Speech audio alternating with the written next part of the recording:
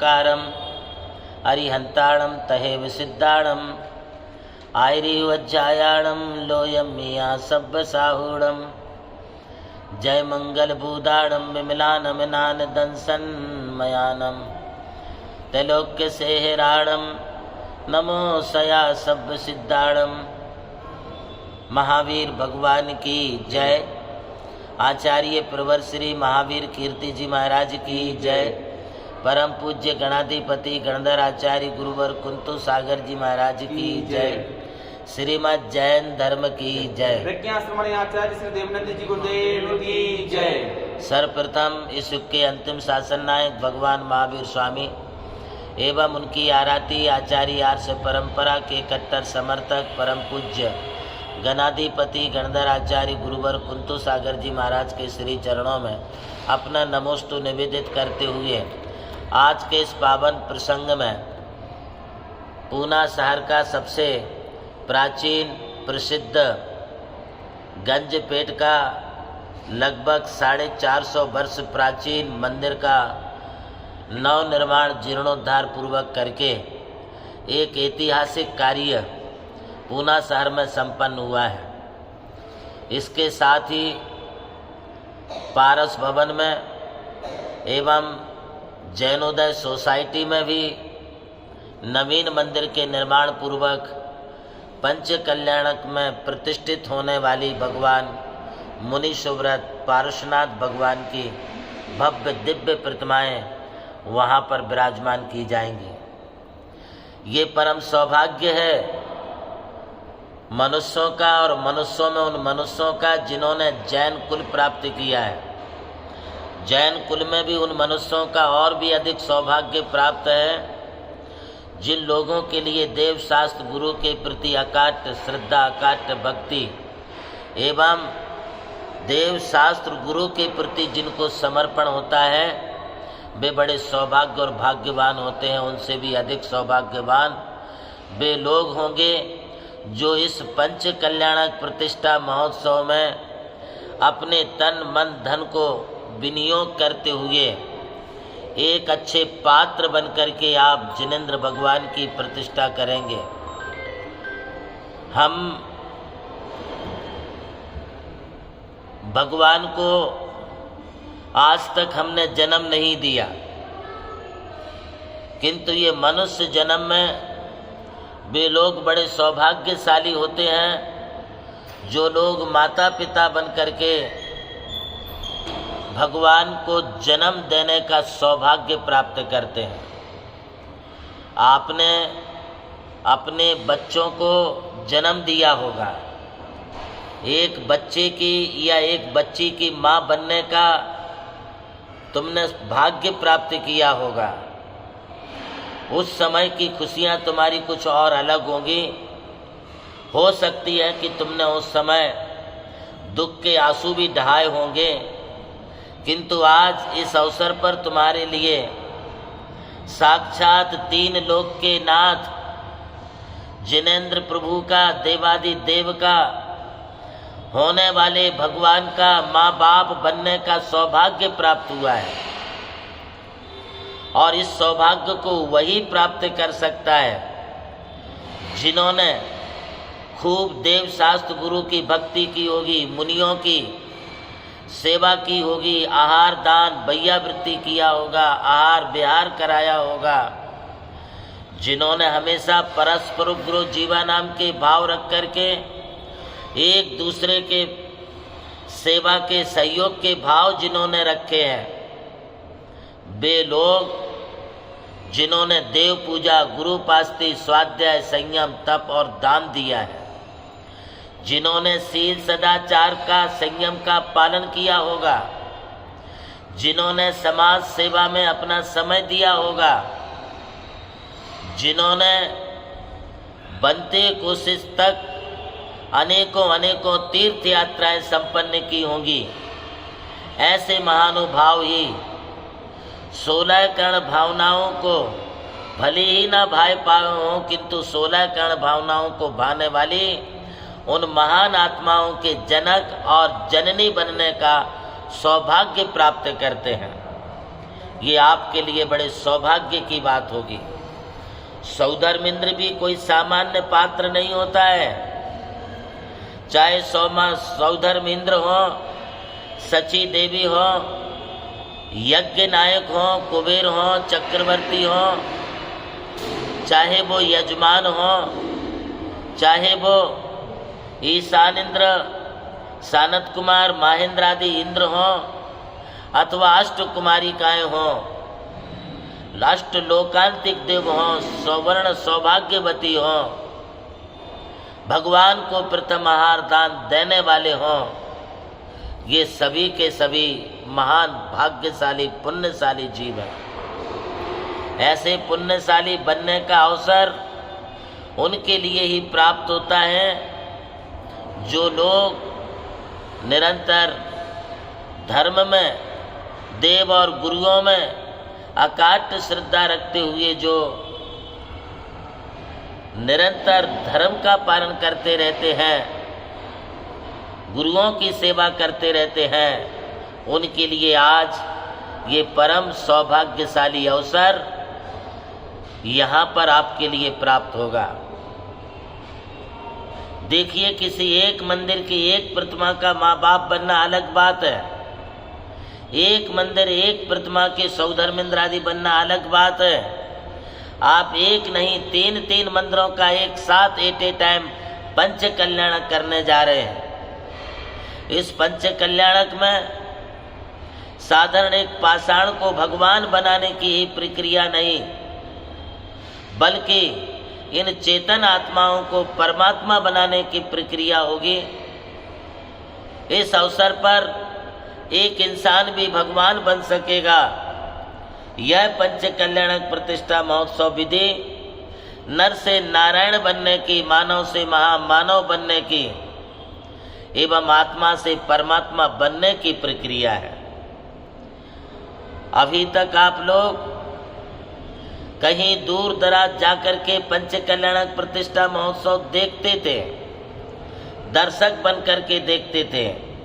अब ये तुम्हारे लिए दर्शक बन करके देखने का नहीं, बल्कि अपने हाथों से एक प्रतिमा को, एक मूर्ति को, एक पाषाण को भगवान बनाने का आपके लिए अवसर प्राप्त होगा। यह कार्य ये मत समझिए कि ये जयपुर से आई प्रतिमा किसी शिल्पी ने बना दी तो भगवान बन जाएंगे। नहीं, जैसे अच्छी फसल लाने के लिए हमें भूमि उपजाऊ चाहिए, खेत अच्छा चाहिए, जमीन अच्छी चाहिए, और उस जमीन को साफ सुथरा करके योग्य समय पर यदि हमने बीज डाला और देख रेख की है तो वही बीज एक अच्छी फसल बन करके हमारे सामने आती है। ठीक इसी प्रकार से आज इस अवसर पर हम यहाँ पर इस शुभ मुहूर्त में ये जो कार्य करने जा रहे हैं, इन कार्यों के करने से आप पाषाण को भगवान बनाएंगे, उसके साथ साथ हमारी ये चेतन आत्माएं, ये छोटे छोटे बच्चे जिन्हें आज संस्कारों की जरूरत है, वे संस्कार यदि कहीं मिलते हैं तो हमारे जिन मंदिरों में मिलते हैं। जैन मंदिर के सिवाय आपको धार्मिक संस्कार देने वाले ऐसे कोई स्कूल कॉलेजेस नहीं हैं जो आपको देव शास्त्र गुरु की भक्ति सिखाएं, सम्यक दर्शन ज्ञान चारित्राणी मोक्ष मार्गा की बात सिखाएं, अथवा तुम्हारे लिए जिनेंद्र भगवान की पूजा अभिषेक कैसे करना चाहिए, गुरु की सेवा आहार विहार और वैयावृत्ति कैसे करना चाहिए, ये सिखाने वाला यदि कोई कार्यशाला, कोई प्रयोगशाला है तो वो हमारे मंदिर हैं। जो लोग यह कहते हैं कि मंदिरों की और मूर्तियों की क्या जरूरत है, मैं आपको बता दूं, मैं स्कूल और कॉलेज का विरोधी नहीं हूं। मैं खुद स्कूल और कॉलेज एवं एक भारतीय स्तर पर एक ऐसी दिव्य जैन नॉलेज सिटी के साथ अब जैन यूनिवर्सिटी का निर्माण करने जा रहा हूं। किंतु उस यूनिवर्सिटी के अंदर हमारे लिए अति आधुनिक फैसिलिटी से युक्त सारी शिक्षाएं जहाँ प्राप्त होंगी, अन्य लौकिक एक्टिविटी जहाँ प्राप्त होंगी, वहाँ पर हमारे बच्चों में धार्मिक संस्कार भी बने रहें। वे माता पिता के बन कर के रहें, वे तुम्हारे परिवार के बन कर के रहें। उनमें सदाचार, सादगी और शालीनता के साथ वे समाज के समाजोपयोगी कार्यों को करने की भावनाओं का निर्माण कर सकें। ऐसी यदि कहीं प्रेरणा प्राप्त होती है तो वो मात्र हमारे जैन मंदिरों में प्राप्त होती है। इसलिए जैन मंदिरों की बहुत बड़ी आवश्यकता है। आप एक नहीं कई स्कूल और कॉलेज खोल लीजिए, कई हॉस्पिटल खोल लीजिए। स्कूल कॉलेज में आपको एजुकेशन आजीविका की शिक्षा प्राप्त होगी। हॉस्पिटल में जाकर के आप शारीरिक स्वास्थ्य को ठीक कर सकते हैं। किंतु हमारे मंदिर और हमारी प्रतिमाएं, हमारे तीर्थ, हमारी मूर्तियां, ये हमारे लिए मानसिक तौर पर हमें अच्छे संस्कारों के साथ, सदाचार के साथ हमें समन्वय, सहयोग और संगठन की भावनाओं के साथ सम्यक दर्शन पूर्वक अपना जीवन कैसे जीना चाहिए, ये हमारे लिए बताने वाली हैं। तो ये हमारी जिन प्रतिमाएं हैं।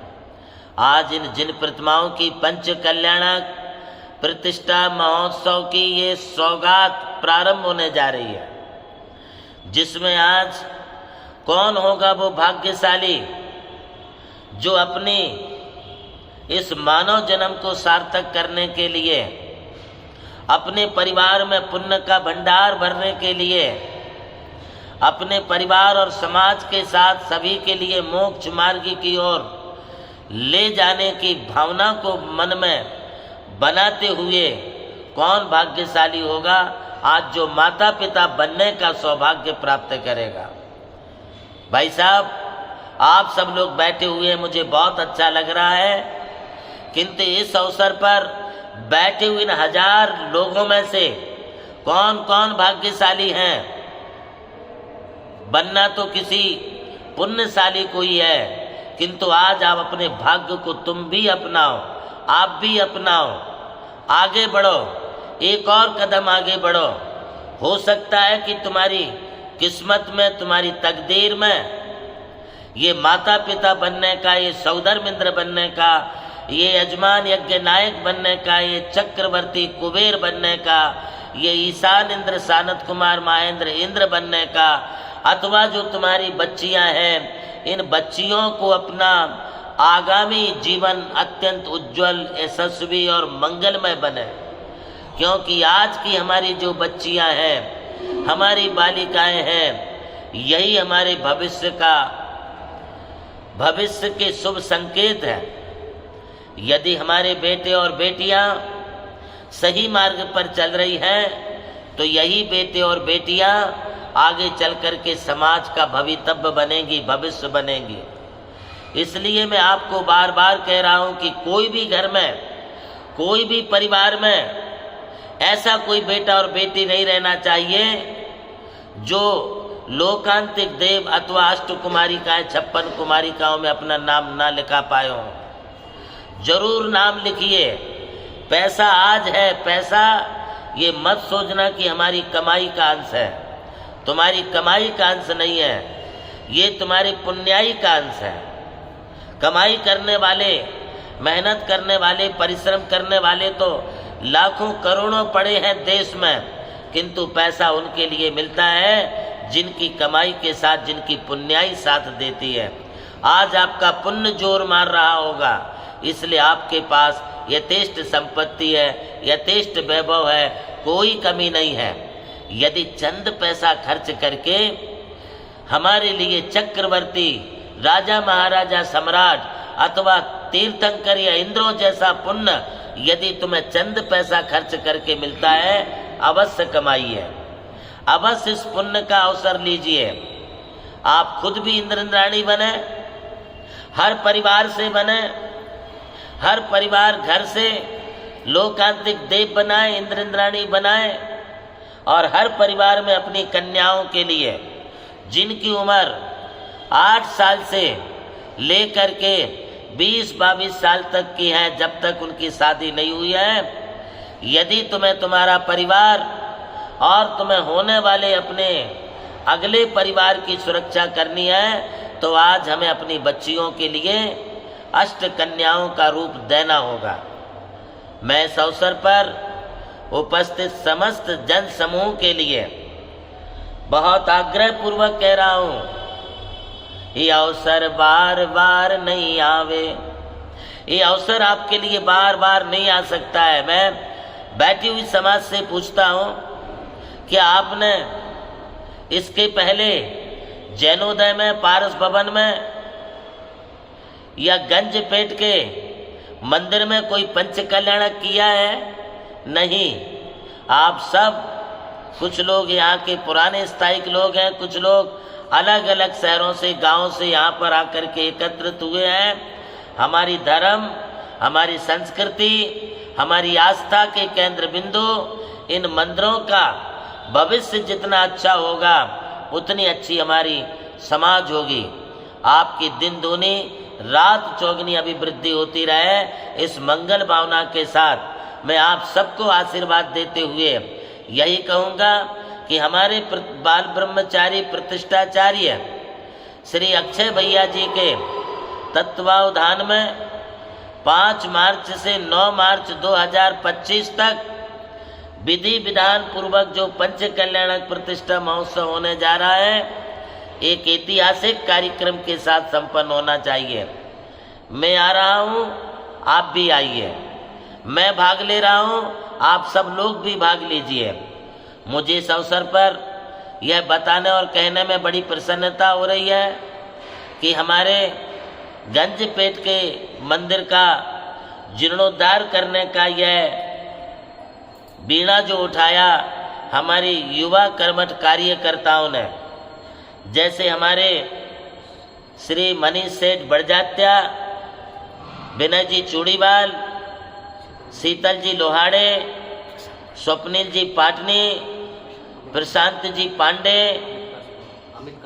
अमित जी कासलीवाल, मैं ऐसे आपको कितने कार्यकर्ताओं का नाम गिनाऊं? यहाँ बैठे हुए जितने लोग हैं उन सभी लोगों का, सभी परिवारों का कुछ ना कुछ यहाँ पर योगदान है।